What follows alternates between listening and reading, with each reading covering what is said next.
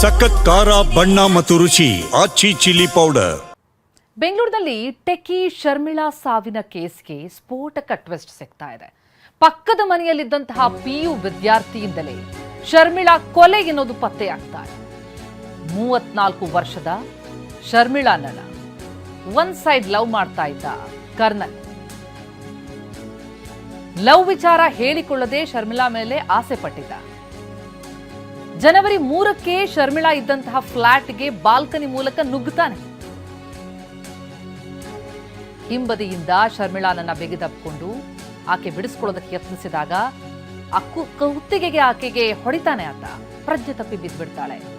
ನಂತರ ಶರ್ಮಿಳಾನನ್ನ ಉಸಿರುಗಟ್ಟಿಸಿ ಕೊಲೆ ಮಾಡಿರೋದು. ಅಷ್ಟೇ ಅಲ್ಲ, ಸಾಕ್ಷಿ ನಾಶಕ್ಕೆ ಬೆಂಕಿ ಹಚ್ಚಿ ಪರಾರಿಯಾಗಿದ್ದ ಕರ್ನಲ್ ಕುರೈ. ಬೆಂಗಳೂರಿನಲ್ಲಿ ಸೆಕೆಂಡ್ PU ಓದ್ತಾ ಇರುವಂತಹ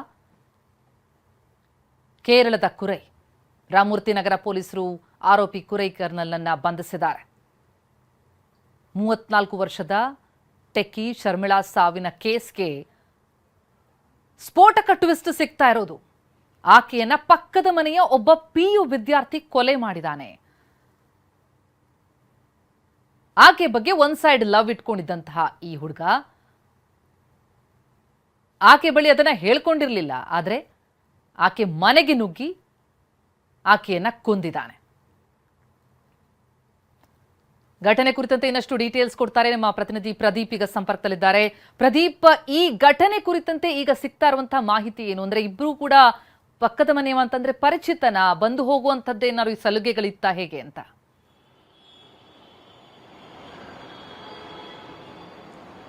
ಪ್ರತಿಮಾ ಭಟ್, ಅಂದ್ರೆ ಈ ಹಿಂದೆ ಗೊತ್ತಾದ ಮಾಹಿತಿ ಪ್ರಕಾರ ಅವರಿಬ್ಬರಿಗೂ ಸಹ ಅಷ್ಟೊಂದು ಪರಿಚಯ ಇರಲಿಲ್ಲ. ಆದರೆ ಅಕ್ಕಪಕ್ಕದ ಮನೆಯವರ ಕಾರಣಕ್ಕಾಗಿ ಅವಾಗ ಅವರಿಬ್ಬರು ನೋಡೋದು, ಸ್ಮೈಲ್ ಕೊಡೋದು, ಈ ರೀತಿಯಾದಂತಹ ಒಂದು ಚಟುವಟಿಕೆ ಇತ್ತು. ಆದರೆ ರಾಮಮೂರ್ತಿ ನಗರದಲ್ಲಿ ವಾಸವಿದ್ದಂತಹ ಇಬ್ರು ಮಧ್ಯೆಯೂ ಸಹ ಲವ್ ಆ ಥರ ಅಂದ್ರೆ ಇಬ್ಬರ ಮಧ್ಯೆ ಯಾವುದೇ ರೀತಿಯಂತಹ ಪ್ರೀತಿ ವಿಚಾರ ಇರಲಿಲ್ಲ. ಯಾಕಂತ ಹೇಳಿದ್ರೆ ಈ ಮೃತಪಟ್ಟಿರುವಂತಹ ಶರ್ಮಿಳಾಗೆ 35 ವರ್ಷ, ಆದರೆ ಆರೋಪಿಗೆ ಈಗಷ್ಟೇ 18 ವರ್ಷ 3 ತಿಂಗಳಾಗಿರುವಂತೂ ಮಾಹಿತಿ ಗೊತ್ತಾಗ್ತಾ ಇರುವಂತದ್ದು. ಅವತ್ತು ಜನವರಿ 3ನೇ ತಾರೀಕು ಈ ಒಂದು ಶರ್ಮಿಳಾ ಏನು ಮನೆಯಲ್ಲಿ ಉಸಿರುಗಟ್ಟದ ರೀತಿಯಲ್ಲಿ ಸಾವನ್ನಪ್ಪಿರ್ತಾಳೆ. ಅಂದ್ರೆ ಮನೆಯ ರೂಮ್ ನಲ್ಲಿ ಬೆಂಕಿ ಬಿದ್ದಿರುತ್ತೆ.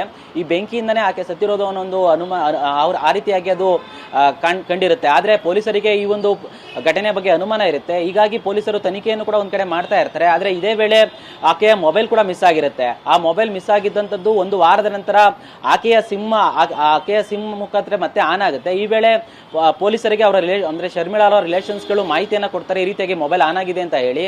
ಪೊಲೀಸರು ತನಿಖೆಯನ್ನು ಶುರು ಮಾಡಿದಾಗ ಮೊಬೈಲು ಪಕ್ಕದ ಮನೆಯಲ್ಲಿ ಇರುವಂತದ್ದು ಗೊತ್ತಾಗುತ್ತೆ. ತಕ್ಷಣವೇ ಪಕ್ಕದ ಮನೆಯಲ್ಲಿ ವಾಸವಿದ್ದಂತಹ ಈ ಕರ್ನಲ್ ಕುರೈ ಎಂಬ ಯುವಕ ಏನಿದ್ದಾನೆ, PUC ಓದ್ತಿದ್ದ ಯುವ, ಈತನನ್ನ ವಶಕ್ಕೆ ಪಡ್ಕೊಂಡು ಆತನನ್ನ ತೀವ್ರವಾಗಿ ವಿಚಾರಣೆ ಮಾಡಿದಾಗ ಆತ ನಡೆದ ಘಟನೆಯೆಲ್ಲ ಬಾಯಿ ಬಿಡ್ತಾನೆ. ಅಂದ್ರೆ ಆಕೆಯ ಮೇಲೆ ತನಗೆ ಮೋಹ ಇತ್ತು. ಈ ಕಾರಣಕ್ಕಾಗಿ ಅವತ್ತು ಜನವರಿ 3ನೇ ತಾರೀಕು ನೈಟ್ 9:00ವರೆಗೆ ಆಕೆಯ ಮನೆಗೆ ನಾನು ಸ್ಲೈಡ್ ವಿಂಡೋ ಮುಖಾಂತರ ಎಂಟ್ರಿ ಆಗಿದ್ದೆ. ತದನಂತರ ಆಕೆಗೆ ಬಲವಂತ ಮಾಡಿದಾಗ ಆಕೆ ನನಗೆ ವಿರೋಧವನ್ನು ವ್ಯಕ್ತಪಡಿಸ್ತಾಳೆ. ಈ ವೇಳೆ ಆಕೆ ಕೆಳಗೆ ಬಿದ್ದಾಗ ಆಕೆ ತಲೆಗೆ ಏಟಾಗಿರುತ್ತೆ. ತದನಂತರ ಆಕೆ ಒಂದು ಅನ್ಕಾನ್ಸಿಯಸ್ ಆಗ್ತಾಳೆ. ಇದರಿಂದಾಗಿ ಭಯಗೊಂಡು ಆತ ಆಕೆಯನ್ನ ಕಿಚನ್ಗೆ ಹೇಳ್ಕೊಂಡು ಹೋಗಿ ಅಲ್ಲಿ ಮಲಗಿಸ್ತಾನೆ. ಮಲಗಿಸ್ಬಿಟ್ಟು ಮನೆಯಲ್ಲಿದ್ದಂತಹ ಅಂದ್ರೆ ರೂಮ್ ನಲ್ಲಿದ್ದಂತಹ ಒಂದು ಬಟ್ಟೆಗೆ ಬ್ಲಡ್ ಆಗಿರುತ್ತೆ, ಆಕೆಯ ಬ್ಲಡ್. ಹೀಗಾಗಿ ಒಂದು ಅನುಮಾನ ಬರಬಾರ್ದು ಯಾರಿಗೂ ಕೊಲೆ ಅಂತ ಹೇಳಿ ಆಕೆಯ ಬಟ್ಟೆಗೆ ಸಮೇತ ಬೆಡ್ಗೆ ಬೆಂಕಿ ಹಾಕಿ ಎಸ್ಕೇಪ್ ಆಗಿರ್ತಾನೆ. ಸದ್ಯಕ್ಕೆ ಪೊಲೀಸರು ಆತನನ್ನ ತೀವ್ರವಾಗಿ ವಿಚಾರಣೆ ನಡೆಸ್ತಿದ್ದು ಮತ್ತಷ್ಟು ವಿಚಾರ ಬಯಲಾಗಬೇಕಾಗಿದೆ. ಪ್ರತಿಮಾ, ಥ್ಯಾಂಕ್ ಯು ತಮ್ಮೆಲ್ಲ ಮಾಹಿತಿಗೆ. ಟೆಕ್ಕಿ ಯುವತಿಯದ್ದು ಸಾಮಾನ್ಯ ಕೊಲೆಯಲ್ಲ ಅನ್ನೋದು ಈಗ ಪಕ್ಕಾ ಆಗ್ತಾ ಇದೆ. ಬೀಭತ್ಸ ಕೊಲೆ. ತನಿಖೆ ವೇಳೆ ಇದು ರೇಪ್ ಅಂಡ್ ಮರ್ಡರ್ ಆಗಿರುವ ಅನುಮಾನ. ಕಾಮುಕನ ದೌರ್ಜನ್ಯಕ್ಕೆ ಯುವತಿ ಪ್ರಾಣ ಬಿಟ್ಟಿರುವಂತಹ ಸಾಧ್ಯತೆ. ಬಲವಂತವಾಗಿ ಆಕೆ ಮೇಲೆರಗಿ ರೇಪ್ ಅಂಡ್ ಮರ್ಡರ್ ಮಾಡದ್ನ ಹಾಗಿದ್ರೆ ಈ ಕರ್ನಲ್ ಕುರೈ. ಆತನ ಮೇಲೆ ಈಗ ರೇಪ್ ಕೇಸ್ ಕೂಡ ದಾಖಲಿಸಿ ತನಿಖೆ ನಡೆಸಲಾಗ್ತಾ ಇದೆ. BNS ಸೆಕ್ಷನ್ 103, 64/2, 67, 238 ಎಲ್ಲ ಸೆಕ್ಷನ್ ಅಡಿ ಕೇಸ್ ದಾಖಲಾಗಿದೆ.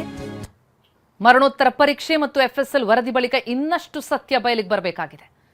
ರಾಮಮೂರ್ತಿ ನಗರ ಪೊಲೀಸರಿಂದ ಆರೋಪಿಯ ವಿಚಾರಣೆ. ಆದರೆ ರೇಪ್ ಬಗ್ಗೆ ಕೇಳಿದ್ರೆ ಗೊತ್ತಿಲ್ಲ ಅಂತ ಆರೋಪಿ ಹೇಳ್ತಿದ್ದಾನಂತೆ. ಹೀಗಾಗಿ FSL ವರದಿಗೆ ಕೆಲವು ಸ್ಯಾಂಪಲ್ಗಳನ್ನು ಪೊಲೀಸರು ಕಳಿಸಿದ್ದಾರೆ. ಪಕ್ಕದ ಮನೆಯ ಈಗಷ್ಟೇ 18 ವರ್ಷ ಆಗಿದ್ದಂತಹ ಹುಡುಗ ಮಾಡಿದಂತಹ ಕಾಮುಕತನಕ್ಕೆ ಬಲಿಯಾಗಿಬಿಟ್ರು ಮಹಿಳೆ.